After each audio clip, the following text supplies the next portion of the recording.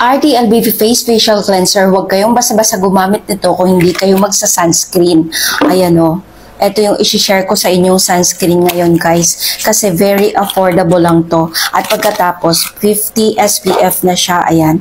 With SPF 50, UVA and UVB na siya. And guys, broad spectrum. Ayan, eto siya. Papakita ko sa inyo guys.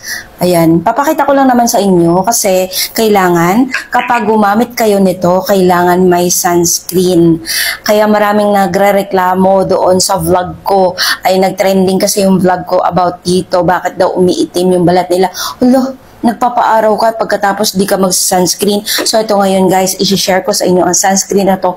Ang bango niya, very affordable lang to guys, and 50 SPF na din siya. Tapos ang ganda ng lalagyan, mabango. Tapos ganyan siya guys, oh, talagang maganda-ganda.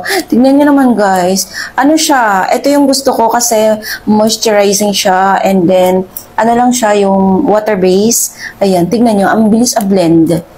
Ayan, blendable siya guys. Tingnan niyo naman. So, lagyan pa natin nandito ko para kitang-kita nyo. Ayan. Tignan nyo siya. OMG. O, diba?